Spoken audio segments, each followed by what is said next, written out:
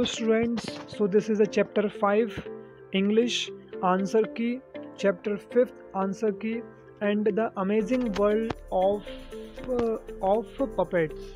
So reading 1, the children were making soap bubbles and competing to see whose soap bubbles would go farthest. While making soap bubbles the children heard, ये सभी आपकी reading 1 के question answer हैं. And next reading part 2. While making a soap bubbles, the children heard the sound of drums and flutes, so they raced to the terraces garden.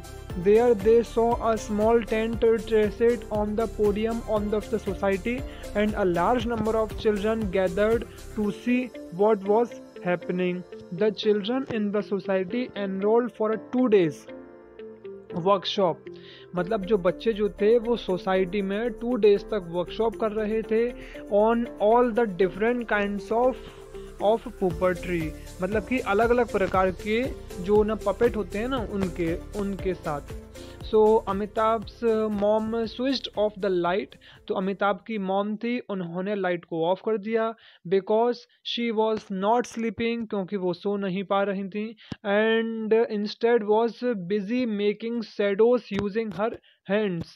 और वो इसके बजाय बहुत बिजी हो गई थी अपने हाथ को मतलब जो शैडो बनाने में on the wall of her room, घर की दीवारों पर. ड्यूरिंग द 2 days वर्कशॉप, फिर वो वर्कशॉप 2 days तक रही. The children were entertained by shadow puppets, glove puppets and rod puppets. Shadow puppets are flat figures. They are cut out of leather, which is then treated to make it translucent. They are pressed against the screen with the strong source of light behind it.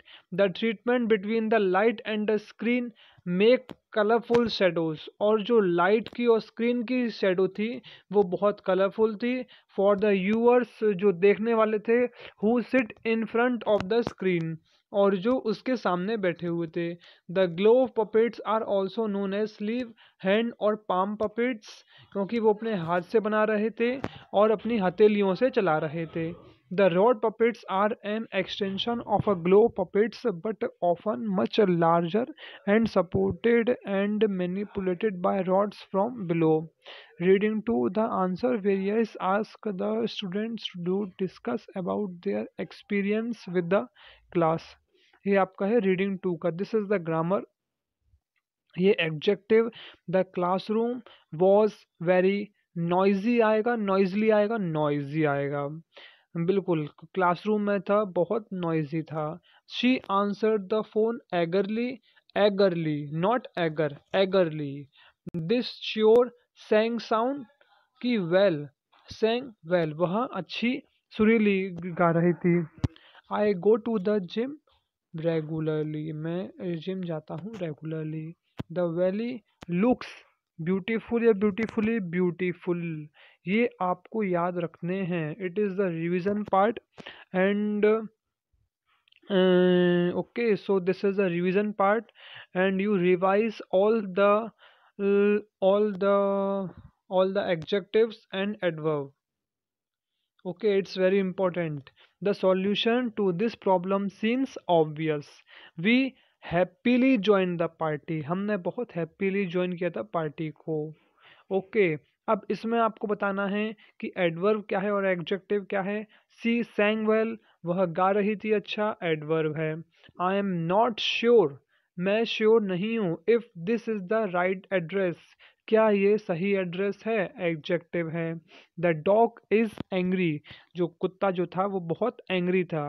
He is barking angrily, और वो भौंक रहा था बहुत गुस्से में. तो ये क्या होगा, adverb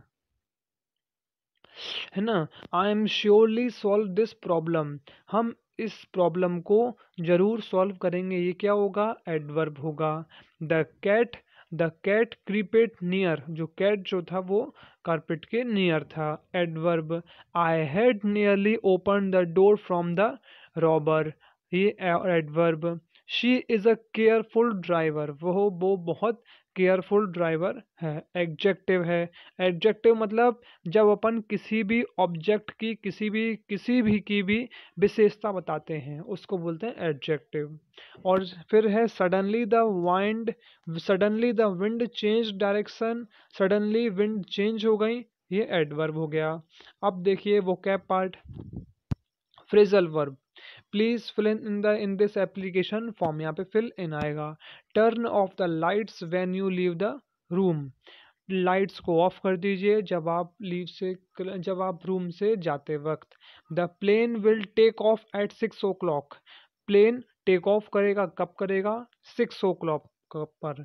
it was cold outside, बाहर बहुत सर्दी है, so I had to put on a jacket, so हमको जैकेट पहन लेनी चाहिए।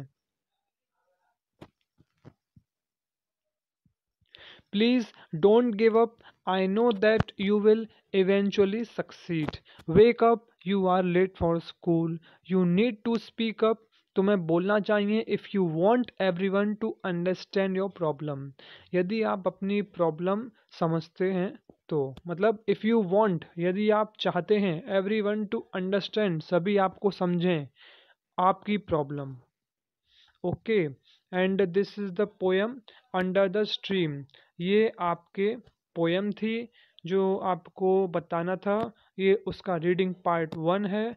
The boy saw the huge crystal palace under the river, boy को क्या मिला था उस, और ये था पहले वाले का। सेकंड का था वीपन, थर्ड का a clown fish whizzed after the shoal of squid, and fourth one is a starfish and a jellyfish resemble two old retired men, a baby shark, sunshine. Seventh is multicolored coral and sweet were all over the river bed. ये आपकी activity part है, this is your activity part. Okay, so this is complete this session, thank you.